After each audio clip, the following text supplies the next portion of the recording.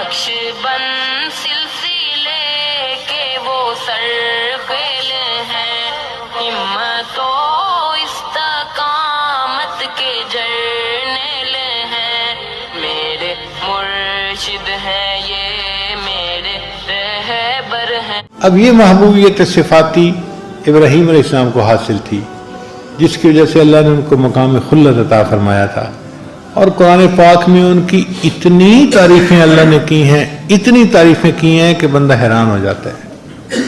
اذ جاء ربہ بقلب سلیم، جب وہ آیا اپنے رب کے پاس قلب سلیم لے کر، اللہ اکبر، کیا سونے کا دل ہوگا جو ابراہیم علیہ السلام نے بنایا کہ اللہ قرآن میں اس کی تعریفیں کر رہے ہیں۔ شاکر لانعمہ، اللہ کی نعمتوں کا شکر ادا کرنے والے، اجتباہ وہداہ الی صراط مستقیم، اللہ نے چن لیا، خاص کر لیا اسے اپنے لیے، اور اے میرے محبوب آپ بھی ان کے نقش قدم پہ چلیے۔ ایک جگہ فرمایا وَإِبْرَاهِيمَ الَّذِي وَفَّى، اور وہ ابراہیم جس نے اللہ سے وفاداری نبھا کر دکھا دی۔ کیا وہ وفاداری ہوگی کہ اللہ تعریف کر رہے ہیں؟ اللہ فرماتے ہیں کہ ابراہیم علیہ السلام سے ہم نے بیٹے کی قربانی کا جو کام لیا، ان ھذا لہو البلاء المبین، یہ بہت بڑی آزمائش تھی جو ابراہیم علیہ السلام سے مانگی گئی قربانی بیٹے کی، یہ بہت بڑی قربانی تھی، مگر اللہ فرماتے ہیں سلام علی ابراہیم، ابراہیم تجھ پر سلامتی ہو۔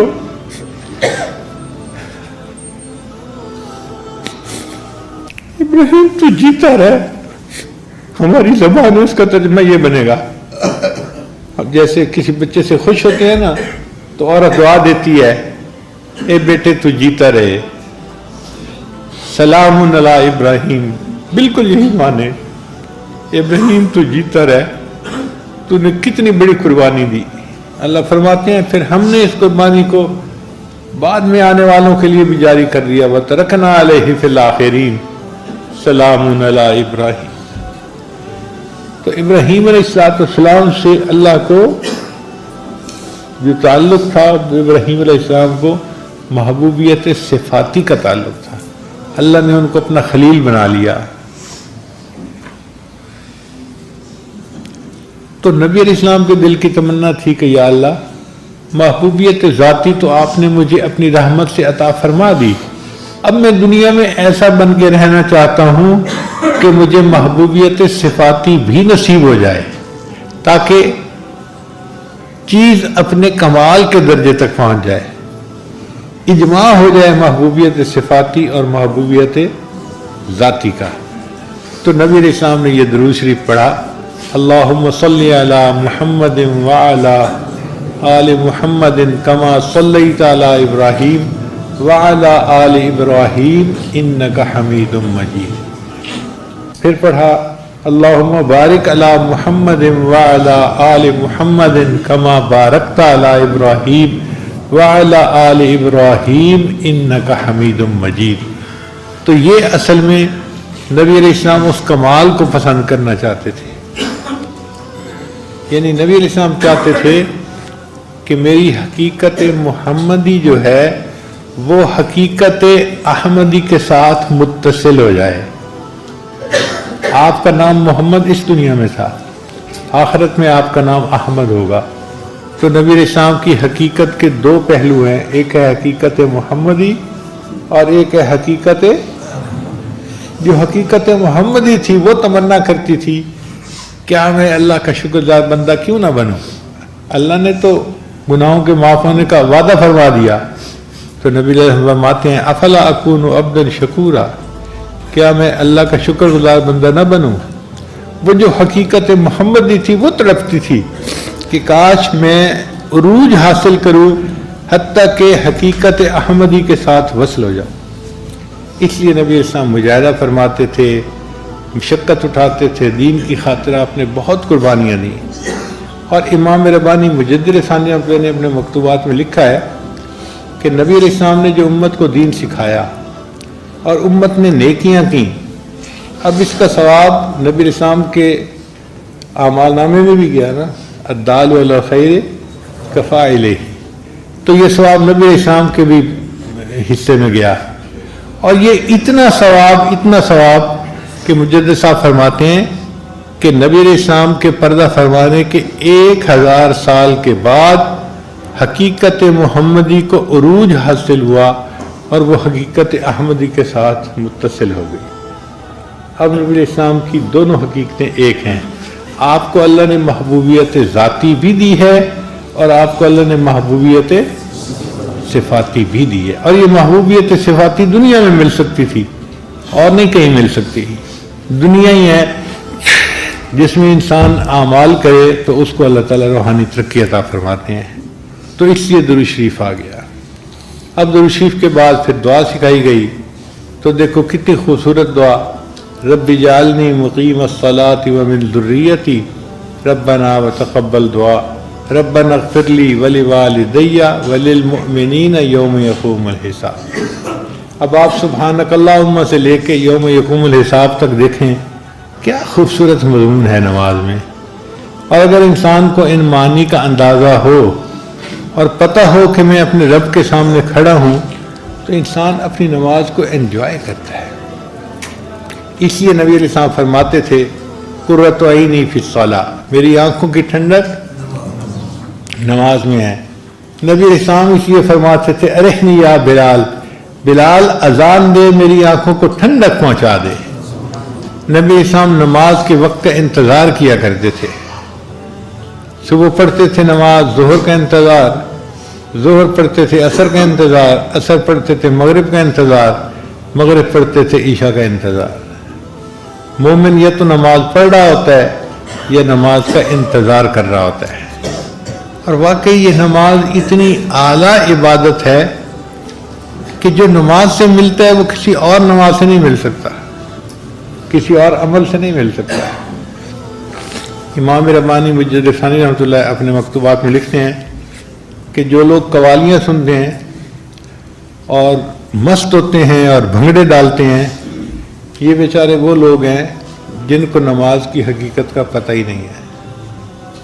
اگر ان کو نماز کی حقیقت کا پتہ ہوتا تو یہ اس طرح موسیقی کے اوپر مست نہ ہوتے اور بھنگڑے نہ ڈالتے، بلکہ ان کو رکوع اور سجود میں وہ مزہ نصیب ہوتا جو دنیا میں کسی اور طریقے سے مزہ نصیب ہو ہی نہیں سکتا۔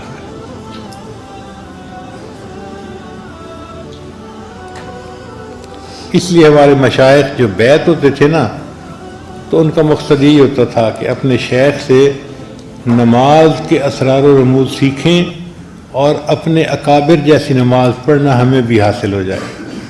شاہ اسماعیل شہید رحمۃ اللہ علیہ سید احمد شہید رحمۃ اللہ کی خدمت میں حاضر ہوئے تو یہ کہا کہ حضرت مجھے بھی صحابہ جیسی نماز پڑھنا سکھا دیں، مجھے بھی صحابہ جیسی نماز پڑھنا سکھا دیں۔ تو شاہ اسماعیل شہید رحمۃ اللہ علیہ نے رات کو ان کی چارپائی اپنی چارپائی کے قریب لگوا دی، تہجد کے وقت پوچھا اسماعیل اٹھ گئے ہو؟ حضرت اٹھ گیا ہوں، جاؤ وضو کر کے آؤ۔ وہ کہتے ہیں کہ میں گیا اور وضو کر کے آیا۔ پوچھا وضو کر لیا؟ حضرت وضو کر لیا۔ تو فرمایا اچھا اللہ کے لیے 2 رکعت پڑھ لو۔ وہ فرماتے ہیں کہ شاہ سید احمد شہید رحمۃ اللہ نے یہ جو لفظ کہا نا کہ اللہ کے لیے 2 رکعت پڑھ دو، اس نے میرے دل کا تالا ہی کھول دیا۔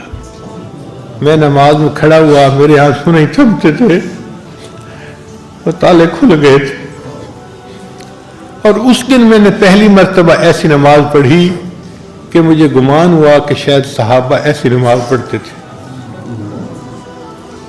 اس نماز کو ہمیں سیکھنا چاہیے اور اس کو ایسے پڑھنا چاہیے کہ اللہ کو پسند آ جائے، ہماری نماز اللہ کو پسند آ جائے۔ اس لیے ساجد نے آپ حضرات کی خدمت میں آج نماز کے بارے میں چند باتیں عرض کر دی۔ علامہ اقبال نے بہت عجیب شعر کہا ہے، عشق اگر تیرا نہ ہو میری نماز کا امام، میرا قیام بھی حجاب، میرا سجود بھی حجاب۔ اللہ کا عشق جو ہے وہ ہماری نماز کا امام ہو، پھر نماز نماز ہوگی۔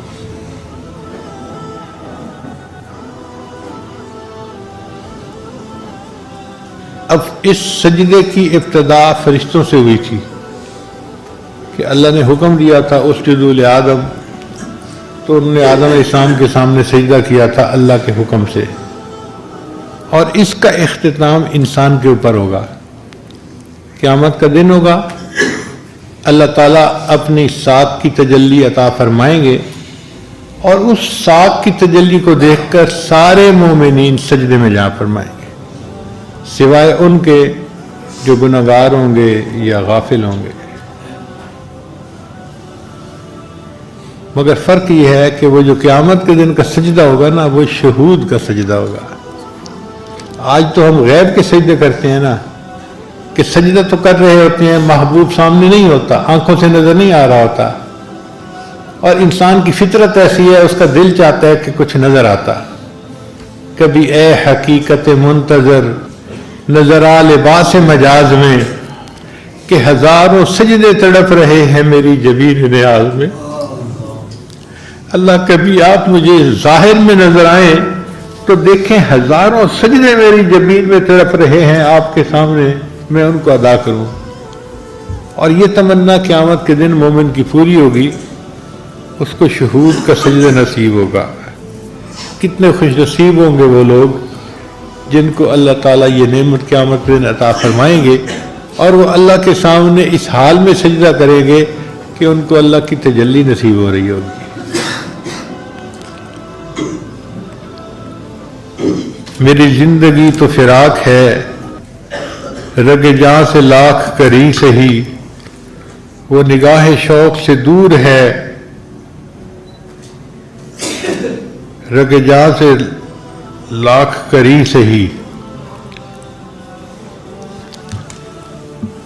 شاعر کہتا ہے کہ اللہ تیرا بیت اللہ دیکھنے کا موقع تو ہمیں نہ مل سکا کہ ہم جاتے تو بیت اللہ کے سامنے جا کے سجدے کرتے، چلے ہم یہیں سجدہ کر لیتے ہیں۔ تیرا در تو ہم کو نہ مل سکا، تیری راہ گزر کی زمین سے ہی، تیرا در تو ہم کو نہ مل سکا، تیری راہ گزر کی زمین سے ہی، ہمیں سجدہ کرنے سے کام ہے، جو وہاں نہیں تو یہیں سے ہی۔ اللہ ہم نے تو سجدہ کرنا ہے نا، اگر نہیں زیارت نصیب ہوئی تو کوئی بات نہیں، ہم یہیں پہ سجدہ کرتے ہیں، مگر اس طرح کرتے ہیں جیسے آپ ہمارے سامنے ہیں۔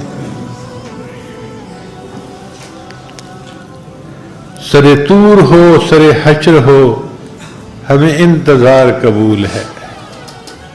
اے اللہ آپ اپنے دیدار کا وعدہ تو کریں نا، طور پہ کرواتے ہیں تو اس کا بھی انتظار کر لیں گے، اور حشر کے دن کا وعدہ کرتے ہیں تو ہم اس دن کا بھی انتظار کر لیں گے۔ سر طور ہو سر حشر ہو، ہمیں انتظار قبول ہے، وہ کبھی ملیں وہ کہیں ملیں، وہ کبھی صحیح وہ کہیں صحیح۔